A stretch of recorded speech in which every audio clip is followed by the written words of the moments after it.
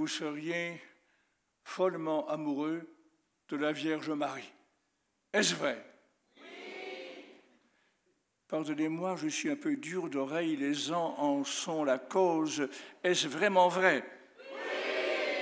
Eh bien, vous tombez bien parce que moi-même, j'en suis de plus en plus amoureux.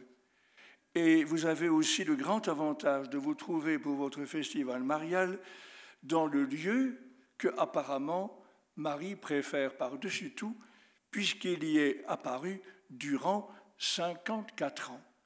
C'est un record dans toutes les apparitions mariales.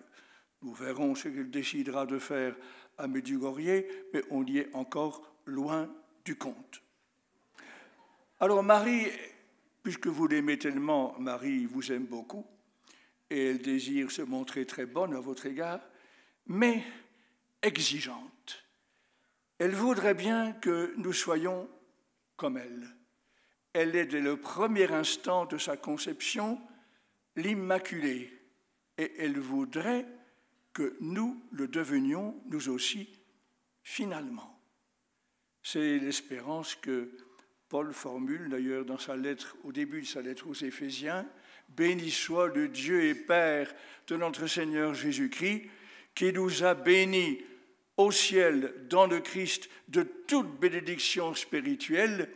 Il nous a élus, choisis dans le Christ, avant même la création du monde, pour que nous soyons saints et immaculés sous son regard dans l'amour. » Et chaque année, le 8 décembre, Marie nous le rappelle.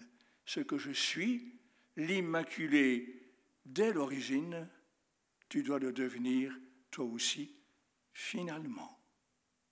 Et elle va encore nous le rappeler demain certainement, puisque demain nous fêtons Marie Reine. Autrement dit, elle désire fortement, et ce que femme veut, Dieu veut, elle désire fortement que nous devenions des saints et des saintes. Et c'est ce que Jésus proposait dans l'évangile de Matthieu que nous avons entendu hier et auquel celui-ci fait suite. La rencontre avec le jeune homme riche. Si tu veux être parfait, il observait déjà tous les commandements, ce qui n'est pas mal. Mais si tu veux être parfait, vends tout ce que tu possèdes, donne-le aux pauvres et suis-moi. Le Seigneur veut pour nous la sainteté et Marie le veut aussi. Et Jésus poursuit cette rencontre ratée avec le jeune homme riche, car il s'en alla tout triste, car il avait de grands biens. Jésus conclut cette rencontre avortée en disant « Amen, je vous le dis, un riche entrera difficilement dans le royaume des cieux. Je vous le répète, il est plus facile à un chameau de passer par un trou d'aiguille qu'à un riche d'entrer dans le royaume des cieux. » Alors, ceci était pour les apôtres, mais totalement incompréhensible et bouleversant et choquant. Tout comme les propos d'il y a quelques jours dans le même évangile de Matthieu, quand Jésus réprouve le divorce facile qui était permis par la loi de Moïse et réprouve fermement un nouveau mariage après cette répudiation, et les apôtres en sont choqués et réagissent brutalement en disant « Mais à ce compte-là, est-ce qu'il est encore intéressant de se marier si tu mets la barre si haut concernant le mariage ?» Même chose ici. Car pour un bon juif, et c'était de bons juifs dans l'Ancien Testament, le signe de la bénédiction divine, c'était la richesse. C'était qu'on ait des greniers remplis de froment, d'orge, de seigle et d'épeautres, c'est qu'on ait de grands troupeaux, en plus des ânes et des chameaux, qu'on ait de grands troupeaux de moutons et de vaches, et qu'on ait des outres remplies à déborder de vin et d'huile d'olive. C'était le signe de la bénédiction divine. Et voilà que les apôtres doivent entendre qu'il est difficile pour un riche d'entrer dans le royaume des cieux. D'où leur question, qui donc peut être sauvé? Si même un riche béni de Dieu ne peut pas être sauvé, qui le sera? Jésus répond solennellement, posant son regard sur eux. Pour les hommes, c'est impossible, mais pour Dieu, tout est possible. C'est impossible que nous devenions des saints avec la matière première que nous constituons, mais c'est possible pour Dieu de faire de nous des saints. Alors Pierre, avec une petite dose de fierté et d'autosatisfaction, reprend la parole en disant « Voici que nous avons tout quitté pour te suivre. Quelle sera donc notre part, notre récompense ?» Il reste quand même un peu calculateur.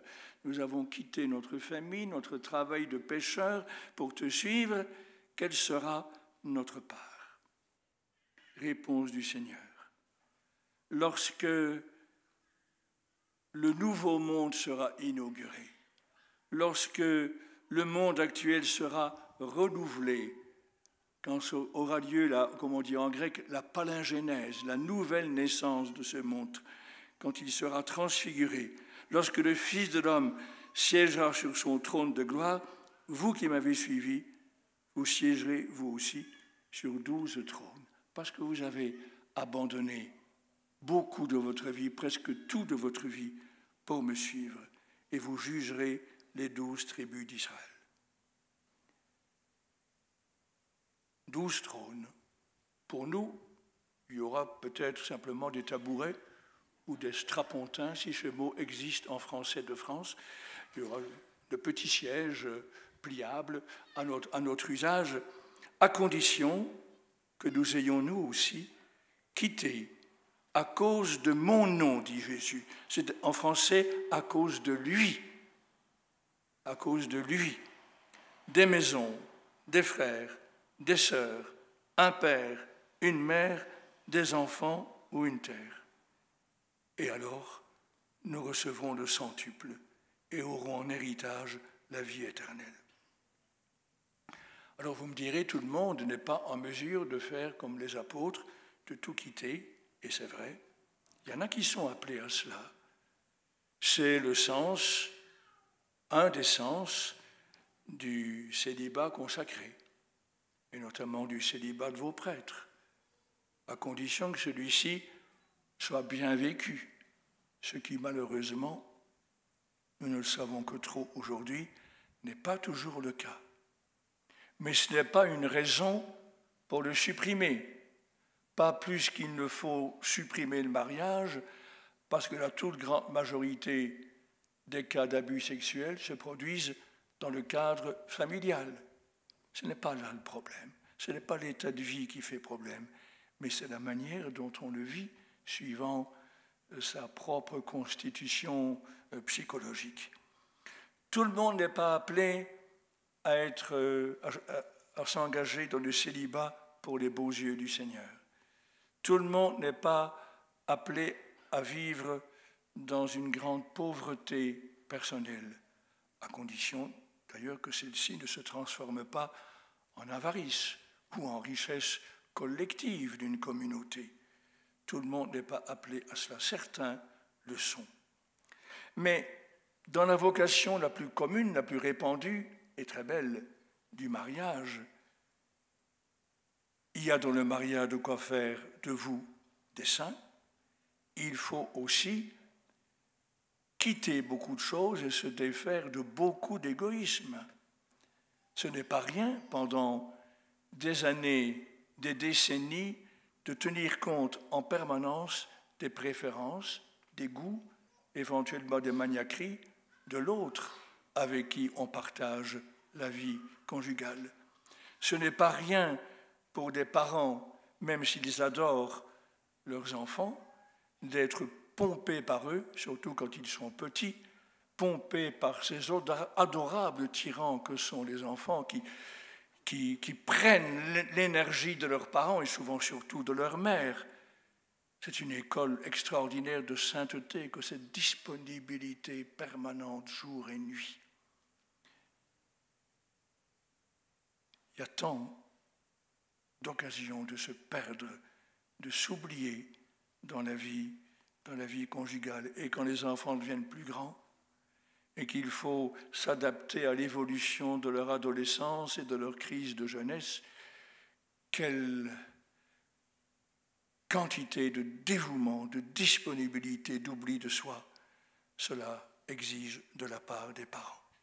Eh bien, le Seigneur, quelle que soit notre manière personnelle, liée à notre vocation de nous oublier, de nous perdre, de quitter beaucoup de choses, quelle que soit notre mission à chacun, à chacune, le Seigneur nous garantit, vous recevrez le centuple et vous aurez en héritage la vie éternelle.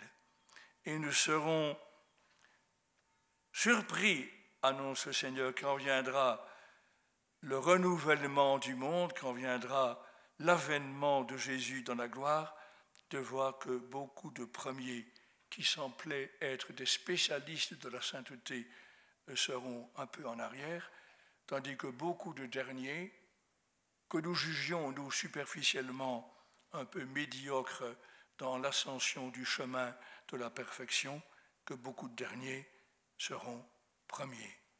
Mais tous, nous aurons une occasion de nous réjouir et de dire pour toute l'éternité, merci à Marie, notre mère, et merci à Jésus de nous avoir appelés à la sainteté. Amen.